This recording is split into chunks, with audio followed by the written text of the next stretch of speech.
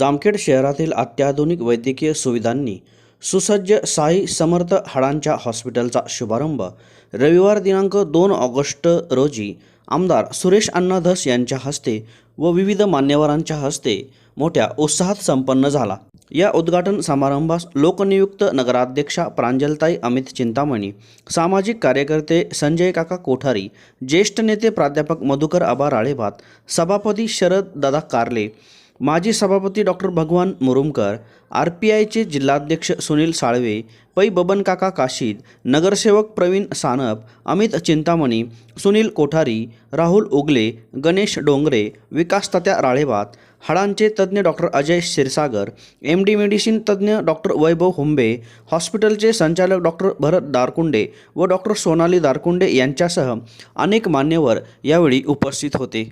जामखेडमध्ये साई समर्थ हॉस्पिटलच्या माध्यमातून आधुनिक आरोग्य सेवेच्या दिशेने हे एक महत्त्वाचे पाऊल मानले जात असून या हॉस्पिटलमुळे परिसरातील नागरिकांना अत्याधुनिक हाडांचे उपचार आणि MRIची सुविधा देखील लवकरच उपलब्ध होणार आहे, असे देखील हॉस्पिटलचे संचालक डॉक्टर भरत दारकुंडे यांनी सांगितले। उत्तम आरोग्य हीच खरी संपत्ती अशी मानली आहे, परंतु या धावपळीच्या जीवनामध्ये आरोग्यावर अनेक समस्या उद्भवत आहेत आणि त्यासाठी वेळेवर योग्य उपचार मिळावेत, वेळेतच ते उपचार व्हावेत यासाठी दारकुंडे सर आणि त्यांच्या सर्व टीमने हे आधुनिक तंत्रज्ञान असलेले वैद्यकीय सुविधा देणारे हे हॉस्पिटल सुरू करण्याचा निर्णय घेतला। मी त्याबद्दल त्यांचे मनापासून खूप खूप अभिनंदन करते आणि आजचा हे आरोग्य जनसेवा हीच ईश्वर सेवा अशी मानून आत्ताच आपले सुरेश अण्णा धस साहेब यांनी देखील आपल्या महाराष्ट्र राज्याचे मुख्यमंत्री देवेंद्रजी फडणवीस साहेब यांच्या वाढदिवसानिमित्त मोठं आरोग्य शिबिर भरवलं आहे आणि सर्वसामान्य जनतेला त्यामध्ये जाऊन त्यांच्या जे आजार आहेत त्याच्यावर योग्य उपचार मिळणार आहेत। मी एवढीच प्रार्थना करते साई बाबांच्या चरणी आणि स्वामी समर्थांच्या चरणी येथे आलेले प्रत्येक रुग्ण हे त्या रुग्णांवर व्यवस्थित उपचार होऊन व्यवस्थित ट्रीटमेंट होऊन आपल्या घरी आनंदाने परत जावो अशी मी स्वामी समर्थांच्या चरणी साईबाबांच्या चरणी प्रार्थना करते। आणि जामखेड असं सेंटर आहे की ज्या सेंटरमध्ये मराठवाड्याचं प्रवेशद्वार म्हणलं जातं किंवा येण्यासाठी जाण्यासाठी रस्ते असल्यामुळं, आता वागायला रस्ता नाही ही गोष्ट वेगळी आहे, पण बरेचसे रस्ते असल्यामुळं या ठिकाणी बऱ्याचशा ग्रामीण भागातील पेशंट जामखेड शहरामध्ये येतात आणि त्या माध्यमातून हॉस्पिटल व्यवसाय हा चांगल्या पद्धतीने करतात। डॉक्टरांना विनंती आहे की बऱ्याच जणांनी आमचे सुनील साळवे म्हणले की जर तुम्ही एवढं सोडायला लावलं तर त्यांनी दवाखाना काय कर्जात चालवायचा। विनंती अशी आहे डॉक्टरांना की ग्रामीण भागातला पेशंट या ठिकाणी येणारा हा परिसर अजून काय आर्थिक सधन झालेला नाही, त्यामुळे आम्हाला 10, 5, 20 हजार रुपये असले तरी ते फार मोठे वाटतात आणि मग तेवढ्या जर आपल्याकडून मदत झाली तर त्या पेशंटला देव भेटल्यासारखं वाटतं। आणि आता आधुनिक काळामध्ये देव कोण आहेत तर ते फक्त डॉक्टर लोक आहेत आणि देवाचं काम आहे फार नाडला आडला असेल तर त्याला मदत करायची। आणखी एक महत्वाचं आहे, हे जे डॉक्टर आहेत, हे जे दोन्ही डॉक्टर आहेत, ह्या बिघडलेले म्हणजे आजारी माणसाला नीट करणारे फक्त माणसं आहेत। आरोग्य द्यायचं काम यांचं नाही। तुमचं हाड मोड आहे ना, मी नीट करून देतो। तुमच्या डोक्याला मेंदूला मार लागलाय ना, मी सांगतो हे असं असं झालंय, तुम्हाला बाकी ट्रीटमेंट काय करायचं तुम्ही ठरवा किंवा तुमचं त्या हाडाचं ट्रीटमेंट आम्ही नीट करू। आयुष्य आरोग्य हे तुमच्या हातात आहे, तुमच्या ताब्यात आहे, त्या पेशंटच्या ताब्यात आहे। आणि म्हणून पेशंट जर चांगल्या पद्धतीने रिस्पॉन्स देत असेल तर डॉक्टरही चांगल्या पद्धतीने ट्रीटमेंट उपाय करू शकतात आणि अशा चांगल्या पद्धतीचे उपाय त्या साई समर्थ हॉस्पिटलच्या माध्यमातून व्हावेत आणि बऱ्याचशा त्या भागातील लोकांची आरोग्याची सेवा व्हावी अशी अपेक्षा या ठिकाणी व्यक्त करतो। तर माझं म्हणणं असं आहे की दारखोंडेंनी जे 1 लाखाचं दिलं ते परराज्यातला माणूस होता आणि त्याला आई नाही, बाप नाही, काय नाही, असं माणूस होतो.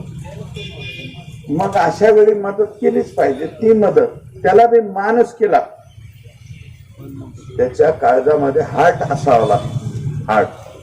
तर ते हर्ट मला वाटतं हे दारखोंडे साहेबांच्या ह्याच्यामध्ये दिसतंय. तेव्हा समाज उघड्या डोळ्याने पाहतो. आपल्याला विनंती आहे डॉक्टर साहेब, समाजाच्या हिताचं करा, तुमच्याही स्वहिताचं करा. स्वहित नाही केलं तर मग सुद्धा लय बेकारी, त्याला कोणीच विचारत नाही. नो मनी तर पुसाला कोणी, असा सुद्धा समाजाचा एक रूल आहे. त्या रूल मध्ये काय तुम्ही बसा असं आम्ही म्हणणार नाही, पण जेवढं आवश्यक आहे तेवढंच कमवा. लई कमवून बी काही उपयोग नाही. जसं येतंय ना मोकळं तसंच जातंय. त्याच्यामुळं माझं म्हणणं आहे, फार काही कमवू नका. जेवढं जरुरीचं आहे तेवढं कामवा. लेकरं बाळं चांगले चालतील तेवढंच कामवा, यापेक्षा जास्त कमवू नका आणि समाजाची सेवा करा. 100% तुम्ही सेवा केली तर याच्या पुढच्या 10 पिढ्या, 13 पिढ्या, 15 पिढ्या तुमच्या लेकरा बाळांना झाला पाहिजे, फायदा झाला. म्हणतात ना, आजोबा पंजोबांनी माझ्या वडिलांनी पुण्याई केली म्हणून ती आमच्या नातवाच्या वाट्याला, तर तुमच्या पुढच्या पिढीच्या वाट्याला जाऊ द्या. ते आणखी मोठे होऊ द्या. तुमची दारखोंडेंची पुढची पिढी, हुंब्यांची, क्षीरसागरांची फार अमेरिकेत जाऊन चांगल्यापैकी राहावं तुमची पुढची पिढी, आणि तुम्हालाही न विचारू, गॅरंटी नाही. परिस्थिती खूप गंभीर आहे, हे बोलू नये पण बोलण्याची पाळी आहे. तेव्हा सर्वांनी भविष्याचा विचार करा, विम्याच्या बाबतीतला विचार करा. मेडिसिन काय म्हणतात त्याच्या फॅसिलिटीसह असलेले विमे उतरा, अशी काही व्यवस्था करा. ऊसतोड्यांचं आता आम्हाला मिळतं, कामगारांचं मिळतं, त्याचा फायदा होतो. पण जनरल लोकांना जे बसत नाही त्यांनी विम्याकडे चला. केंद्राचा सुद्धा अटलजींच्या नावाने एक चांगली योजना आहे, तिचा सुद्धा विचार सगळ्यांनी करावा, अशा प्रकारची विनंती करतो.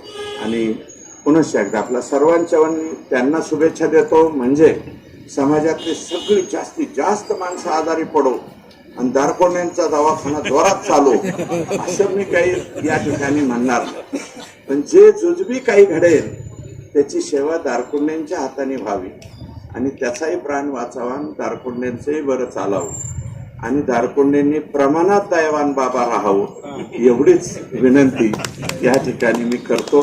विशेष म्हणजे अण्णाला निमंत्रण द्यायला गेलो तर अण्णाने पहिला शब्द वापरला मला की माझं काय काम आहे तिकडं. त्या मी विचारत पडलो अण्णा येतात का नाही. अण्णा तुम्ही आलं, कार्यक्रमाची शोभा वाढवली. दुसरं तुमचे जे इथं पेशंट आहेत अण्णा, येत्या 5-6 दिवस त्यांना मी सांगितलं की बाबा काही पेशंट आहेत, त्यांची एक्सरे वगैरे मी करून देतो. हो आणि हां आणि दुसरं जे आता मुख्यमंत्री आहेत त्याच्यासाठी माझी गरज लागत नाही. करण्यासाठी तेवढं फक्त मदत